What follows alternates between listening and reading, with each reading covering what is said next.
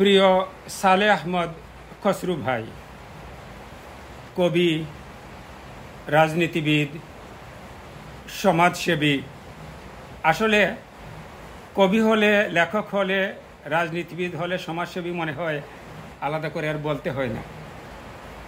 মানুষের বাহিরের ভিতরে সব সময় এসে যায়, নাকি বলেন আপনি?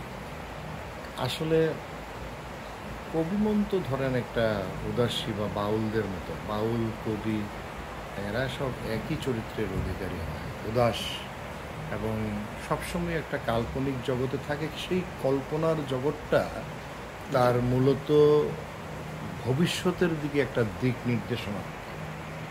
কারণ আপনি দেখুন, নজরুল যে কবিতাটা কত বছর আগে লিখেছিলেন, কত যুগ আগে, দেখবো আমি জগৎটাকে আপন হাতের মুঠোয় পড়ে, তখন কিন্তু এটা কল্পনাই মনে হয়েছে। কিন্তু এখন দেখেন এই মোবাইল, আপনি মুঠোয় পরে পুরো জগৎ দেখছেন, ঠিক না? এই ব্যাপারে স্যার জগদীশচন্দ্র বসু একটি কথা বলেছিলেন যে কবি পথের কথা ভাবেন না, বৈজ্ঞানিক পথটাকে উপেক্ষা করেন। ঠিক এটি হচ্ছে কবি। তো আপনি কোন পরিচয়টা দিতে স্বাচ্ছন্দ্য বোধ করেন? আমি নাকি এর বাইরেও কিছু? না, এর বাইরে কিছু না। একটাকে বাদ দিয়ে তো আমি আরেকটা নই। ধরেন, রাজনৈতিক কর্মী হিসাবে আমি মানুষের যে ভালোবাসা পেয়েছি, সেটির কৃতজ্ঞতার কিভাবে স্বীকার করা যায় সেই ভাষা আমি জানি না। সুতরাং আমি প্রথমত একজন রাজনৈতিক কর্মী এবং কবি। যেহেতু আমি খুব ছোটোবেলা থেকেই লেখালেখি করেছিলাম, ক্লাস 8 থেকে, এবং আমার প্রেরণার বাতিঘর হচ্ছেন আমার পিতা, প্রয়াত পিতা। তিনি পুলিশের অফিসার ছিলেন। He was the inspector of police, the then Pakistan police. তো আমি যখন ক্লাস 8-এ উঠি, তখন তিনি আমার হাতে 4টি জিনিস তুলে দিয়েছিলেন। আপনি বলছিলেন যে 4টি জিনিস তুলে দিয়েছিলেন? হ্যাঁ, 4টি। ধরেন, আমার স্পষ্ট মনে আছে, আমি তখন আমাকে পাকিস্তানের সেই বিখ্যাত ইংরেজি পত্রিকা মর্নিং নিউজ এবং ধীরাজ ভট্টাচার্যের যখন পুলিশ ছিলাম, যখন নায়ক ছিলাম, এবং শরৎচন্দ্র চট্টোপাধ্যায়ের দেবদাস। তো ক্লাস 8-এর একটা ছেলের কাছে ইংরেজি পত্রিকা, তারপরে ধীরাজ ভট্টাচার্যের বই, শরৎচন্দ্রের বই, আমার কাছে তখন মনে হয়েছিল এটা একটা বোঝার মতো। তো আমার সেই সময়কার স্যারের কথা মনে হয়, আমার স্কুলের প্রিয়রঞ্জন ভট্টাচার্য। আমি যেটা বলছিলাম, সেই 4টি সম্পদ আমার হাতে তুলে দিয়েছিলেন। ইনি হচ্ছেন আমার প্রয়াত পিতা, জনাব নজিরুদ্দিন আহমেদ চৌধুরী, আমার পিতা। আমার মাতাও নেই, পিতাও নেই। এই বাড়ি কি ওনার? এই বাড়ি আজ থেকে 55 বছর আগে ওনার দেওয়া। সেই সময়, এখন তো আজকে বৃষ্টি হচ্ছে, তাহলে আপনাকে হেঁটে হেঁটে পুরো বাড়িটা দেখা। না, চমৎকার পরিবেশ। তো আমি প্রথম বিরক্ত হয়েছি মনে মনে। বাবা আমাকে কোয়ারি করলেন যে আমি পড়ি কিনা। তারপরে মর্নিং নিউজের একটু দায়িত্ব দিলেন যে মর্নিং নিউজ যে এডিটোরিয়াল, সাব এডিটোরিয়াল থাকে। বলছিলেন শহীদ প্রেসিডেন্ট জিয়াউর রহমান সম্পর্কে। তো আপনি যেটা বলছিলেন যে এখনকার বিএনপি কি জিয়াউর রহমানের জায়গায় আছে, মানে কতটুকু তার আদর্শ? আমি একটা কথা বলি, সময় এবং প্রেক্ষাপট অনেক জিনিসের রূপ, গন্ধ পরিবর্তন করে। এখন পরিবর্তিত সমাজ ব্যবস্থায় বিএনপি কি করবে বা কি করছে, সেটা বিচারের ভার বাংলাদেশের জনগণের উপর। আগামী নির্বাচনে আপনারা এটা দেখবে। তবে আমি ব্যক্তিগতভাবে একজন শহীদ প্রেসিডেন্ট জিয়াউর রহমান সাহেবের সময় ছাত্রদল করা চাঁদপুর সরকারি কলেজের একজন কর্মী হিসেবে, এখনও বিএনপি কর্মী আমি, সেই হিসাবে আমি এইটুকু বলতে পারি, জিয়া ধারণ করতে পারলে, জিয়া লালন করতে পারলে বাংলাদেশ এমনিতেই সুন্দর হয়। কারণ জিয়া মানেই বাংলাদেশ, সৎ, কর্মঠ, শ্রমিক, মেহনতি জনতা তথা শিল্পায়নের বাংলাদেশ। তো কি মনে হয়, এই যে জেনজি বলেন, বর্তমান যে প্রজন্ম, বিশেষ করে আমরা গত বছরের জুলাই বিপ্লবে দেখলাম তাদের মেধা, সাহস, অনেক কিছু, আমরা কি জিয়াউর রহমানের মতো এরকম ভবিষ্যৎ নেতৃত্ব পেতে পারি বলে আশা করেন? আমরা আশাবাদী হতেই হবে, কারণ আপনি তো নৈরাশ্যের জগতে বাস করতে পারবেন না। জি, আশা নিয়ে মানুষ বাঁচে। না, আশাবাদী আপনাকে হতেই হবে। এবং আমি বিশ্বাস করি এত বড় বিপ্লব যারা সংগঠিত করতে পেরেছে তাদের মধ্য থেকে কেউ না কেউ উঠে আসবে। জি, কে জানে কোন গ্রামের মধ্যে বাস করছে বাংলাদেশের আগামী দিনের মহান নেতা। আমি শিখতে আরম্ভ করলাম, জি, এবং স্কুলে গিয়ে তখন নিজের একটু ভালো লাগতে আরম্ভ হলো। আমি আমার বন্ধুদের সাথে আমি ক্লাস 8-এর ছেলে ইংরেজিতে কথা বলতাম। জি, একদম সম্পূর্ণ ভুল। কোন স্কুলে পড়তেন? আমি তখন পড়তাম হুমনা হাই স্কুল, এটা কুমিল্লা জেলা। কুমিল্লা জেলা। আচ্ছা, ওই সময় আমার বাবা ছিলেন হুমনা থানার অফিসার ইনচার্জ।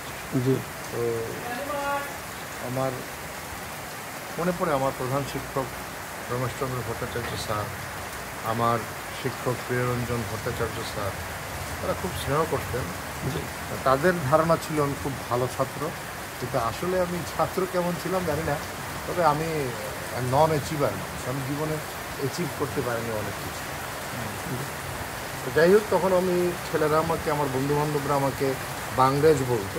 জি, আমি ভুল ইংরেজি বলতাম বলে তখন আমি বাংরেজ, তখন আমি তাদেরকে বলতাম, দেখিস একদিন আমি খুব ভালো ইংরেজি বলবো, আর তোরা তাকিয়ে দেখবি, তখন তোরা আফসোস করবি কেন খসরুর সাথে ইংরেজি কথা বললাম না, বাংরেজি বললাম না। এরকম করে তাদেরকেও আমি পাল্টা টিটকারি করতাম। But I don't know whether I can speak good English or not at this moment, but whatever I learn in my life is my father. হ্যাঁ, absolutely it was my father. এবং আমার বাবা এবং মায়ের আত্মার মাগফিরাত কামনা করছি। তো এই হচ্ছে আমার মানে তখন থেকেই যেটা বলা উচিত, যে বাবার ভয়ে আমি পড়তে শুরু করলাম। জি, তো পড়তে শুরু করলাম, শুরুতেই ছোট্ট বই দেবদাস, এত বড় বইটা ধীরাজ ভট্টাচার্যের শরৎচন্দ্র পড়লাম। সেই যে দেবদাসের পারু আমার মন কেড়ে নিল, এই তখন বই পড়তে আমার নেশা জেগে। আপনি কি উপন্যাস লিখেছেন? না, আমি উপন্যাস লিখি। গল্প? না, আমি গল্প উপন্যাস লিখিনি, আমি প্রবন্ধ লিখি। আপনি জানেন তো, পত্রিকায় কলাম লিখি, সেগুলো তো আসেই। মানে পড়তে শুরু করলাম, সম্ভবত ওই পড়েছিলাম বলেই কিছুটা শিখেছি। সেই কিছুটা থেকে এখন চর্চা করি। বলছিলেন রাজনীতির কথা, রাজনীতিতে কিভাবে আসলেন? রাজনীতিতে আসি তখন আমি ইন্টারমিডিয়েটের ছাত্র সরকারি কলেজে। আমার শিক্ষক ছিলেন, মানে অনেক মজার মজার ব্যাপার আছে আমার জীবনে। জি, কাশেম ভাই, he was a brilliant student at that time. এবং আমার বাবা বললেন, খসরু খুবই মেধাবী ছাত্র দিলাম, তুমি তার কাছে পড়াশোনা করবা, তোমার রেজাল্ট ভালো হবে। তো কাশেম ভাই আসলেন, তিনিও ছাত্র, তিনি তখন ডিগ্রিতে পড়েন আর আমি ইন্টারমিডিয়েট। হ্যাঁ, উনি পড়াতে পড়াতে একসময় আমাকে ছোট্ট একটি মাও সেতুংয়ের বই, তখন লাল বই পাওয়া যায়, আমি সেই কথা বলছি 1974-75 সালের কথা। 74 সালে তিনি আমায় পড়াতে আরম্ভ করেন। আমি 74-এ মেট্রিক পাস করি, আমি ইন্টারমিডিয়েটে ইয়ে করি। যাই হোক, তৎকালীন বাংলাদেশের শাসন, বাংলাদেশের রাজনীতির স্মৃতি কি মনে আছে আপনার? মনে থাকবে না কোনো? একটা ইন্টারমিডিয়েট পড়ে ছেলে, সে রাজনীতি করে। আজকাল তো ক্লাস 7-8-এর মানুষেরই অনেক কিছু মনে থাকে, আর আমি তখন একদম পূর্ণ একজন টকবকে কিশোর তরুণ, যাই বলেন। 74-এ বলছেন, 75-এ যে এরকম একটা ঘটনা, বড় ঘটনা ঘটতে পারে, কোনো ধরনের আজ কি আপনারা করতে পারছিলেন? দেখেন, ক্যানভাসটা কিন্তু বড় হয়ে যাচ্ছে, অনেক কথা আসে। জি, জি, সংক্ষেপে একেবারে সংক্ষেপে এত বলা সম্ভব না। শেখ মুজিবুর রহমান, হি ওয়াজ এন, কি বলা যায়, বাংলাদেশের এক মহারাজা ছিলেন। হ্যাঁ, নিজেকে মনে করতেন আমি রাজা, আমি মহারাজা, আমার চেয়ে বড় কেউ নেই, আমি বাংলাদেশ। তো অনেকেই মনে করে যে শেখ হাসিনা ভয়ঙ্কর, কিন্তু যারা শেখ মুজিব দেখেছে তারা বলবে শেখ হাসিনা তার বাবার অর্ধেকটিও না। শেখ মুজিব অনেক ভয়ঙ্কর ছিল। তার আমলে 30,000-এর উপরে জাসদের নেতাকর্মীকে হত্যা করা। যে আমরা ডালিমের বইয়ে তো আমরা দেখেছি, আপনারা দেখেছেন। আর আমি জানি না আপনার বয়স কত, আমার বয়স 65। হ্যাঁ, তো আমি আপনার কত বয়স? আমরা 60-এর কাছাকাছি। তাহলে আপনি কিছুটা তো আঁচ করার কথা। কিছুটা, জি। কারণ হয় না আগুন দূরে থাকলেও জি, জি, জি। আগুনের ঝাঁঝটা গায়ে লাগে। আপনার ঝাঁঝ লেগেছে আর আমি আগুন দেখেছি। তো সালেহ আহমদ খসরু ভাই যখন শুরু করেছিলেন সাহিত্য এবং যখন শুরু করেছিলেন রাজনীতি, সেই তুলনায় আজকের রাজনীতি এবং সাহিত্য সিলেটে কোন পর্যায়ে আছে, বা কি বলবো, এই তুলনামূলক কতটুকু ইতিবাচক বা নেতিবাচক দেখছেন আপনি? আমি একজন সাহিত্যকর্মী হিসাবে আমি কেমোসাসেরও প্যাট্রন মেম্বার, আমি সাইক্লোনেরও একটা মেম্বার। আমি বিভিন্ন অনুষ্ঠানে যাই। আপনি অস্বীকার করতে পারবেন না, কেমোসাসে প্রতি সপ্তাহে বৃহস্পতিবার সাহিত্য আসর হয়, প্রতি সোমবার সাইক্লোন করে, শনিবার মোবাইল পাঠাগার করে, এইভাবে আরও কিছু সাহিত্য অর্গানাইজেশন তারা নিয়মিত না করলেও প্রতি মাসে তারা কাজগুলো করে যাচ্ছে। এই যে কাজগুলো করে যাচ্ছে, এখান থেকে নতুন নতুন লেখক তৈরি হচ্ছে, আবৃত্তি শিল্পী তৈরি হচ্ছে। এই কাজটি কিন্তু নিরন্তর যারা করছে তাদেরকে আপনি সাধুবাদ দিতেই হবে। বলতে পারেন যে এই অঞ্চলটি সৈয়দ মুস্তফা আলী, চৌধুরী গোলাম আকবর, রাধারমন, তারপরে আপনার হাসান রাজা, শাহ আব্দুল করিম থেকে শুরু করে আপনি মানে হাল আমলের মোফাজ্জল করিমও যদি বলেন, বা আপনি এটা কি বলা হয় শ্রী চৈতন্যের ভূমি, শাহজালালের ভূমি, হাসান রাজার ভূমি, রাধারমণের ভূমি, তারপরে আপনার শীতালংসার ভূমি, আশরাফ সিদ্দিকীর ভূমি, এই দেওয়ান আজরফ সাহেবের ভূমি। সেইখানে কি তাদের মানে আমরা কেউ উঠে এসেছি? না, উঠে আসি, কিন্তু আপনি হাল ছাড়তে পারবেন না। কিন্তু একটা জিনিস আমি লক্ষ্য করছি যে এখন এত প্রযুক্তি, এত প্রিন্টিংয়ের সুবিধা, কিন্তু আমি যে আপনার বলছিলাম যে এই 81 থেকে 91 বা পরবর্তী সময়ে যখন ডিজিটাল সিস্টেম ছিল না, তখন আমরা দেখতাম বিভিন্ন দিবসে বা নিয়মিত অনিয়মিত অনেক সাহিত্য ম্যাগাজিন সাময়িকী বের হতো। কিন্তু এখন এত সুযোগ থাকার পরেও আমার মনে হয় খুব একটা প্রকাশনায় এগিয়ে যাচ্ছি না আমরা। কি মনে হয় আপনার? প্রকাশনা শিল্পে তো ধস নেমেছে বলে প্রকাশক যারা তারা বলে, কিন্তু আমার কাছে মনে হয় এই ধসটাকেও সামলে নিয়েছেন তারা। এখন প্রকাশনা শিল্পে একেবারে যে তারা চঞ্চল না, এই কথা বলা যাবে না। কিন্তু এটা আপনি বলতেই পারেন যে যখন সহজলভ্য হলো আমার মুদ্রণ ব্যবস্থাটা, তখন আমরা কবিতা ছাপি না, কবিতার বই পাওয়া যায় না, প্রবন্ধের বই পাওয়া যায় না, কম। এটি কারণটা কি হচ্ছে জানেন? পড়াশোনার অভাব। আগের মতো কবিতা আবৃত্তি হয় না, আবৃত্তি হয় না, পড়ে না। এখনকার ছেলে মেয়েরা পড়ে কম। এটা কি আপনি মনে করেন এই যে ডিজিটালাইজেশন? তারপরে দেখেন আপনার ডিজিটালাইজেশন অনলাইনে, না, ডিজিটালাইজেশনের কোনো মানে নেগেটিভ সাইড যেভাবে আছে, পজিটিভ সাইডও আছে। আপনি you can walk through all over the world by this set, right? But thing is that আপনি যখন তরুণ একটা কিশোর কিশোরীর হাতে এই মোবাইল সেটটি চলে যায়, তখন যে ডিজিটাল যুগের যে নেগেটিভ সাইডগুলো, সেইগুলো সে ব্যস্ত হয়ে পড়ে। এতে হয় কি, তার মেধার ধ্বংস হয়, তার মধ্যে যে উৎকর্ষতা ছিল সেটি আমরা পাই না সমাজ ব্যবস্থায় অ্যাপ্লিকেবল করার মতো। জি বলেন। এবং বাংলাদেশের কোনো না কোনো প্রান্তে সেই নেতা লুকিয়ে আছে, অথবা আগামী দিনে আমাদের বিএনপির বর্তমান ভারপ্রাপ্ত চেয়ারম্যান তারেক রহমান সাহেবের দিকেও বাংলাদেশ তাকিয়ে আছে। সবাই মনে করছে, ভাবছে যে আমরা একজন জিয়া পাব। তার মধ্যে ইদানিং আমি যে বিচক্ষণতা তার কথায়, বার্তায়, তার সিদ্ধান্তে আমি দেখছি, অত্যন্ত চৌকুশ একজন রাষ্ট্রনায়কের কর্মতৎপরতা আমার কাছে পরিলক্ষিত মনে হচ্ছে। এবং সেই জন্য তার অনেকেই প্রশ্ন করতে পারে যে এখন তো আর হাসিনা নেই, আর তিনি কেন কঠিন কঠিন ব্যবস্থা নিতে পারছেন না। এগুলো হচ্ছে আবেগী কথাবার্তা। তার হাতে সেনাবাহিনী নেই, তার হাতে পুলিশ নেই, তার হাতে বিচার ব্যবস্থা নেই, তার হাতে কোনো রাষ্ট্রের কোনো প্রশাসন যন্ত্র তার হাতে নেই।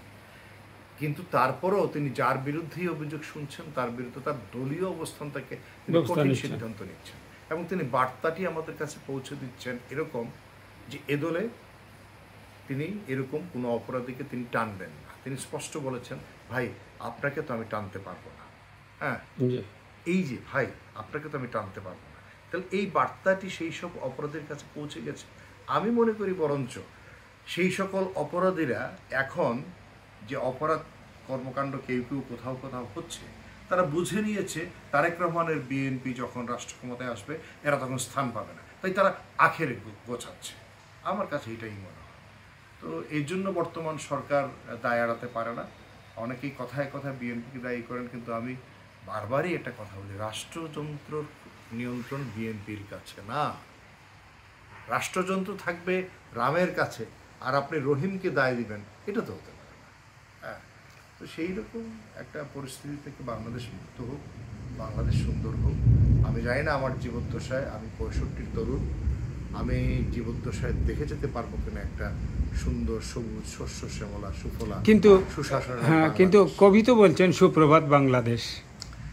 ওই যে আমি একটু আগে বলেছিলাম, আশায় আশাবাদী হতেই হবে। তো সাম্প্রতিক অবস্থায় আসি, কি মনে হয় আপনার ফেব্রুয়ারিতে নির্বাচন হবে না জুনে হবে নাকি আরো? নির্বাচন ছাড়া কোনো বিকল্প কোনো দেশের, কোনো সভ্য দেশ। ইউনূস সাহেব তো বলেছেন যে জুনের একদিন পরে। আমি ইউনূস সাহেব কি বলেছেন, কি বলবেন, কি করবেন সেটা আমরা ভবিষ্যতে দেখব, কিন্তু আমি একজন নাগরিক হিসাবে ইউনূস সাহেব যেভাবে আমাদের চেয়ে অনেক প্রাজ্ঞ মানুষ, কিন্তু আমিও 65-তে পা দেওয়া একজন অভিজ্ঞতা সম্পন্ন মানুষ, একজন সিনিয়র সিটিজেন। জ্ঞানী না, মোটেই জ্ঞানী না, কিন্তু অভিজ্ঞতা তো আছে।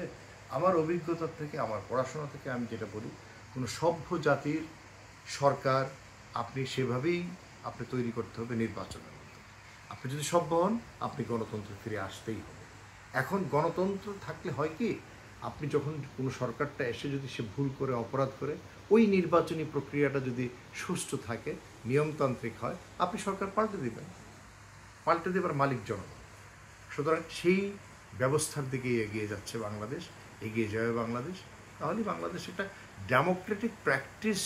Once it starts, then it will, if it's continue, then you will have a result. But আমাদের এখানে তো গণতান্ত্রিক শাসন ব্যবস্থা কখনোই মানে কন্টিনিউ করেন। জিয়াউর রহমান সাহেব শুরু করেছিলেন, তারপরে মুখ থুবড়ে পড়লো টাকা হত্যার মধ্য দিয়ে, তারপরে 90-এর আন্দোলনের পরে হলো আবার মুখ থুবড়ে পড়লো। এই মুখ থুবড়ে পড়তে পড়তে পড়তে পড়তে জাতি এখন কিছুটা হতাশাগ্রস্ত এবং কিছুটা বিকারগ্রস্ত, কিছুটা বিক্ষুব্ধ, প্রচন্ড বিক্ষুব্ধ ছিল গত বছর। বিক্ষুব্ধ তো আমরা 16 বছর দেখেছি বিক্ষুব্ধ হওয়ার জন্য। গত বছর তো একটা বিস্ফোরণ, একটা স্মরণকালের একটা বিস্ফোরণ। ওইটা তো ধরেন পৃথিবীর ইতিহাসে একটা নতুন ইতিহাস তারা স্থাপন করেছে। ছাত্র, শ্রমিক, জনতা, রাজনৈতিক দলগুলো একত্রে মিলেমিশে যে বিপ্লব তারা করেছিল, এখন কে যেন আজকে একটা খুব সুন্দর স্ট্যাটাস দিয়েছে, বিপ্লব খোয়া গিয়েছে। হ্যাঁ, তো আমি আশা করব বিপ্লবটা যেন খোয়া না যায়। এইসব রাজনৈতিক বিষয় থাক, আমরা কবিতায় ফিরে আসি, আমরা সাহিত্যে ফিরে আসি। তো সালেহ ভাই, ইতিমধ্যে আপনার কয়টা বই প্রকাশ হয়েছে বলছিলেন? একখালি সম্ভবত, একখালি মানে 4টা হয়েছে, বলতে 4টার প্রকাশনা উৎসব করতে যাচ্ছি একটা কবিতা সন্ধ্যার মধ্য দিয়ে। এই ফুটেছে সন্ধ্যা মালতী, এটা আমার প্রথম প্রেম, এটা প্রথম। আর বাকিগুলো এইখানে ভালো কবিতা আছে, সব কবিতা তো আর কবিতা হয় না, হয়তো যাই হোক কবিতা যতটুকুই এখানে কবিতা, এটা হচ্ছে আমার প্রথম ভালোবাসা। তো এই ভালোবাসাটা হচ্ছে যে এই জন্যই হয়তো সিলেটে বিশেষ করে আমার এক বোন তসলিমা খানম প্রীতি আমাকে দেখলেই বলবে সন্ধ্যামালতীর কবি, ফুটেছে সন্ধ্যামালতীর কবি। এই যে কথাটি ফুটেছে সন্ধ্যামালতীর কবি, এটা সেদিন ঢাকাতে একটা অনুষ্ঠানে ছিলাম, তারাও বেশ আদর করেই ডাকলো ফুটেছে সন্ধ্যামালতীর কবি। তো এই জন্যে এটা হচ্ছে প্রথম প্রেম, এবং এই প্রেমটি হচ্ছে আমার জীবনের এক সবচেয়ে বলা যায় একজন লেখক হিসেবে এই বইয়ের মূল মানে মান কি পর্যায়ে, কবিতার মান কি পর্যায়ে আমি তা জানি না, আপনার প্রাপ্তি, আপনার তৃপ্তি আমার একদম বুকের মধ্যে থাকে সারা জীবন। এটা আগে মুক্তিযুদ্ধের উপর। হ্যাঁ, বীর বিক্রমের সঙ্গে এক দুপুর থেকে আরেক দুপুর। এই বীর বিক্রমকে মেজর হাফিজউদ্দিন আহমদ বীর বিক্রম। মেজর হাফিজউদ্দিন। আচ্ছা, দেখতে পাচ্ছি আপনার জিয়াউর রহমান সাহেবের সাথে কোনো স্মৃতি? হ্যাঁ, তার সরকারি কলেজে পড়াকালীন সময়ে আমার স্মৃতি আছে। আসলে ওই যে বললাম না, অল্প কথায় আপনি যেসব নাম মানে আমাকে মুখে তুলে দিচ্ছেন, বিশেষ করে যে খাল খনন, আমাদেরও মনে ছিল, গ্রামের স্কুলে পড়তাম, অত অল্প সময়ে বলা সম্ভব না, বলা মোটেই সম্ভব না। তবে একটা কথা কি জানেন, বাংলাদেশের ছেলেরা, আগামী প্রজন্ম যারা আমাদের বাংলাদেশকে নেতৃত্ব দেবে, তারা প্রেসিডেন্ট জিয়াউর রহমান, মেজর জিয়াউর রহমান, তার যে বিভিন্ন অধ্যায় আছে পাশাপাশি হোসেন শহীদ সোহরাওয়ার্দী, শেরে বাংলা ফজলুল হক, মৌলানা আব্দুল হামিদ খান ভাসানী, এদেরকে জানতে হবে। তারপরে আমাদের সিলেটের বরুণ রায়ের কথা জানতে হবে। এইসব না জানলে তো রাজনীতি করে করে আজকে রাজনীতি নষ্ট হয়েছে আসলে। তো আমার সৌভাগ্য হয়েছিল জাতীয় অধ্যাপক কবি সৈয়দ আলী হাসানের সাক্ষাৎকার নিতে। তো উনি জিয়াউর রহমান প্রসঙ্গে দারুণ কিছু বলছিলেন, যে কেমন রাষ্ট্রনায়ক, রাষ্ট্র নিয়ে তার ভাবনা এবং তার সাথে ব্যক্তিগত সম্পর্ক। উনি বলতেন যতবারই দেখা হয়েছে কিভাবে মানুষের কল্যাণ করা যায়, জাতীয় সম্পদ। আপনি যেহেতু জানতে চাইছেন, জি, এইখানে একটা বই আছে যেটা আমাদের প্রয়াত সিলেটের এক সূর্য সন্তান জি সাইফুর রহমান সাহেবের বইটা এখানে কোথাও আছে। এখানে না থাকলে আমার বাসার ভিতরে আরেকটা শেলফ আছে, সেখানে। আচ্ছা, সাইফুর রহমান সাহেবের বইটা আমার দেখার সুযোগ হয়নি। অটোবায়োগ্রাফি ওনার। তো এইখানে একটা কথা এক জায়গায় তিনি লিখেছেন, প্রেসিডেন্ট জিয়াউর রহমান তিনি ক্যাবিনেট মিটিং এর পরে বিকেলে চা খাচ্ছেন সাইফুর রহমান সাহেবের সাথে, একা গল্প করছেন। তখন তিনি বললেন, সাইফুর রহমান সাহেব, একসময় আমি রাজনীতি ছেড়ে দেব, আমি রাষ্ট্রপতি পদ থেকে এই নির্বাচিত আবারও যদি হই, আমি স্বেচ্ছায় পদত্যাগ করব। জিয়া রহমান সাহেব বলছেন, হ্যাঁ, পদত্যাগ করব যখন দেশটাকে একটা স্থিতিশীল পর্যায়ে, একটা পর্যায়ে, যেভাবে তিনি লিখেছেন সেই বলি, দেশটাকে একটা পর্যায়ে যখন নিয়ে যাব, তখন আমার বাবার দেয়া সাভারে 7 কাঠা জমি আছে, সেখানে একটা টিন শেড ঘর করব নিজে থাকার জন্য, আর চলাচলের জন্য আমার একটা বাইসাইকেল আছে। বাইসাইকেল, একজন রাষ্ট্রপতি বলছেন তার চলাচলের জন্য বাইসাইকেল। হ্যাঁ, এখন তো পাজেরো আর প্রাডো ছাড়া চলেই না, পিওনিয়ারও চলে না। হ্যাঁ, তো রাষ্ট্রপতি বলছেন আমার চলাচলের জন্য বাইসাইকেল আছে। আর রাষ্ট্রপতি জীবন এবং মুক্তিযুদ্ধ নিয়ে যদি আমি বই লিখি, কি বলে, লোকে কি আমার বই পড়বে না, কিনবে না? জীবন তো আমার চলে যাবে এইভাবে। দেখেন, একজন রাষ্ট্রপতি বলছেন চলাচলের জন্য বাইসাইকেল, জীবন ধারণের জন্য তার অবসরকালীন ভাতা, বই লিখে বই বিক্রি করে তিনি যা পাবেন সেই থেকে তিনি তার জীবন ধারণ করবেন। That was Ziaur Rahman. Glimpses of the movement, যদি আমি এইটাকে যদি আপনি একটু অ্যানালাইসিস করেন। আচ্ছা, তো আপনি কি বলবেন সেই জিয়াউর রহমানের বিএনপি আর আজকের বিএনপি, জিয়াউর রহমানের আদর্শ, সততা, প্রাজ্ঞতা, কি বলবো, কতটুকু ধারণ করতে পারছে বলে আপনার মনে হয় আজকের বিএনপি? আজকের বিএনপি না, জিয়াউর রহমানকে ধারণ করা আসলে খুবই একটা কষ্টকর ব্যাপার হয়ে দাঁড়িয়েছে বোধহয় বাংলাদেশের বর্তমান প্রেক্ষাপটে। কারণ জিয়াউর রহমান সম্পর্কে শেখ হাসিনার মতো একটা বাজে চরিত্রের মহিলাও কখনোই জিয়াউর রহমানকে দুর্নীতিবাজ বলতে পারেনি, বরঞ্চ কি বলেছে, 2 টাকার মেজর, ছেঁড়া গেঞ্জি বা সুটকেস, খুনি বা আইএসের চর, কিন্তু কখনো চোর বলতে পারেনি। নিশ্চয়ই না। তো এই যে, তো প্রিয় সালেহ আহমদ খসরু ভাই, বর্তমান প্রজন্মে যারা লেখালেখি করছেন তাদের উদ্দেশ্যে আপনি কি কিছু বলবেন? না, লেখালেখি যারা করছেন শুধু তারা না, আমি সকল তরুণদেরকে এবং কিশোর কিশোরী যারা আছে তাদের প্রতি আমার একজন সিনিয়র সিটিজেন হিসাবে উদাত্ত আহ্বান থাকবে, তোমাদেরকে পড়তে হবে নির্মোহ বই, মানে নির্মোহ লেখাগুলা আইডেন্টিফাই করে পড়াশোনা করতে হবে। মুক্তিযুদ্ধের বই পড়তে হবে, দেশ বিভাগের বই পড়তে হবে। দেশ বিভাগ বলতে আমি সেই 47-এর কথা বলছি, মানে পুরো ইতিহাসটা, 52-69 জানতে হবে এবং 71 জানতে হবে। আমি 71 সম্পর্কে আমার একটা স্পষ্ট বার্তা হচ্ছে, 71 আমার বুনিয়াদ। 24-কে অনেকে স্বাধীনতা বলে, আমি এটার তীব্র বিরোধী থাকবো। কিন্তু 47 তো সেটা তো আপনি ক্যানভাসটাকে যখন বড় করবেন, তাহলে তো আপনি 47 কেন, আপনাকে চলে যেতে হবে 1905-এ।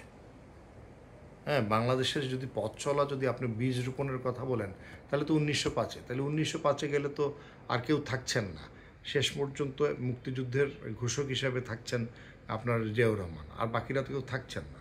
তাহলে এই সব কিছুই জানতে হবে, সকলকে মিলে সকলের এফোর্ট ছিল বলেই একটা বাংলাদেশ প্রতিষ্ঠিত হয়েছে। এবং বাংলাদেশের 24-এর, আমি এইভাবে বলি, 71 আমার বুনিয়াদ, 24 আমার মুক্তি। হ্যাঁ, তো সুতরাং এইগুলো পড়তে হবে। যেমন আমি ইদানিং মহিউদ্দিন আহমেদের বইগুলো যখন পড়ি, আমার কাছে খুব অবাক লাগে যে তিনি বিএনপি ঘরানার লোক না, তিনি মূলত বাম রাজনীতির মানুষ, তিনি জাসদের মানুষ, বা তিনি ছাত্র ইউনিয়ন, মানে কোনোভাবেই তিনি বিএনপি আওয়ামী লীগের মানুষ না হয়েও বলা চলে আওয়ামী লীগ ঘেঁষা ছিলেন। কিন্তু তার লেখাতে কি স্পষ্ট কথা পাই আমরা, 71-এর মুজিব, তারপরে আপনি আরও অনেক বই আছে, আমি যেমন আজকে রাজনীতির মৌলানা ভাসানীকে নিয়ে এটাও পড়ছিলাম। তো এইসব সব বই পড়তে হবে এবং সকলকে জানতে হবে এবং দেশ জাতিকে নিয়ে ভাবতে হবে। শেখ মুজিবুর রহমানকেও পড়তে হবে। শেখ মুজিবুর রহমানকে কেন পড়তে হবে? কারণ বাংলাদেশের স্বাধীনতার ইতিহাস লিখতে গেলে তো এই নামটা আপনি বাঁচাতে পারবেন না, এসে যাবেই। হ্যাঁ, তার ভুল ছিল, তার অন্যায় ছিল, ভুল ছিল, প্রথমত অন্যায় ছিল, অপরাধ ছিল। তার ভুলগুলো আমরা আলোচনা করব, তার সেখান থেকে আমরা শিক্ষা নেব। হ্যাঁ, সেখান থেকে শিক্ষা নেব এবং তার অপরাধগুলোর জন্য তাদেরকে আমরা প্রশ্নবিদ্ধ করতেই পারি। কিন্তু এখন তাকে নিয়ে টানা হেঁচড়া করার মতো কিছু নেই। তার মেয়ে তাকে নিয়ে টানা হেঁচড়া করে তার বাবাকে এমনি পচিয়ে দিয়েছে। তো সুতরাং আমি আর শেখ মুজিবুর রহমানকে খাটো করতে চাইব না, এই কারণে যে নিঃসন্দেহে ইতিহাসের একজন বর্ণালী পুরুষ, তার ভুল ভ্রান্তি যাই থাকুক সেটা ভবিষ্যৎ ইতিহাস নির্ধারণ করবে। কিন্তু সত্য কথা হচ্ছে যে প্রেসিডেন্ট জিয়া এবং মৌলানা ভাসানীকে বাদ দিয়ে বাংলাদেশ হতেই পারে না। তো আপনাকে অনেক অনেক ধন্যবাদ। আপনার শতায়ু সুস্থ সুদীর্ঘ জীবন কামনা করি। সময় সুযোগ হলে ইনশাল্লাহ আবারও একান্তে কথা বলবো। এবং অবাক করি আমি, আমির ভাই এসেছিলেন কবি সাহিত্য নিয়ে কথা বলতে, আপনি কিন্তু বেশিরভাগ রাজনীতি নিয়েই কথা বলেছেন। হয় কি, রাজনীতি চলে আসে, হ্যাঁ, সাহিত্য তো রাজনীতির বাইরে না। হ্যাঁ, এই জন্য হয়তো আমি সাহিত্যের একটি কথা বলে আমি রেখে দিতে চাই, আমাকে যদি 20 সেকেন্ড সময়। কবিতা আবৃত্তি করবেন, বাচ্চাদেরকে কবিতা দিবেন যাতে আবৃত্তি করে, এতে হবে কি প্রমিত বাংলা তারা বলতে পারবে, তাহলেই সেও একজন আবৃত্তি শিল্পী হয়। আপনার মুখস্থ থেকে আপনার কবিতার 2-4 লাইন শোনাবেন কি? আমি কবিতার কথা যদি বলতে হয় তাহলে আমি প্রায় একটা কথা বলি, আমার ভাবনার যত তালগোল সব লিখে গেলেন কবি নজরুল। সুতরাং নজরুলের সেই কবিতার থেকে একটা কথা, 2টি লাইন আমি যদি আবৃত্তি করি বা যদি পাঠ করি। একদিন আমি থাকবো না, সেদিন আমায় নিয়ে কত কথা হবে, কত কবিতা বেরোবে, বক্তার পর বক্তা ভেঙে ফেলবে থাপ্পড় মেরে। হ্যাঁ, সেই দিনে, শ্রাদ্ধ দিনে তুমি যেন যেও না, যদি পায়ে পেশা কোনো ফুল পাও তাকে বুকে তুলে নিও, বলো বন্ধু আমি তোমায় পেয়েছি। হ্যাঁ, আমারও কথা হচ্ছে একদিন আমিও চলে যাব, আমায় নিয়ে হয়তো কথা হবে। আমি প্রায় বলি আমায় নিয়ে কথা হবে যদি আরও 20টা বছর বাঁচি। সেই মরা যাওয়ার যে মুহূর্তটির পর থেকে যখন আমায় নিয়ে কথা হবে, সেদিন কেউ যেন বলে না সালেহ আহমদ খসরু এই ছিল সেই ছিল, ভালো স্লোগান দিত, ভালো বক্তৃতা দিত, ভালো আবৃত্তি করতো, এইটা না, এইটুকু জন্য বলে সালেহ আহমদ খসরু অন্যায়ের বিরুদ্ধে কথা বলতো। সেখান থেকে তোমরাও শিখে নিও যে বাংলাদেশের চেয়ে বড় আর কিছু হতে পারে না। অনুমতি দিলে আমার 4টা লাইন, কবিতার একটা 4টা লাইন শোনাই। কবিতা একটি সুন্দর পৃথিবী চায়, যেখানে ফুল ঝরবে ভোরের বাতাসে, শিশির জড়িয়ে থাকবে গায়ে, যেখানে ভালোবাসা যায় না হারিয়ে, নৈশব্দে লুকিয়ে থাকে হৃদয় কোঠায়। চমৎকার।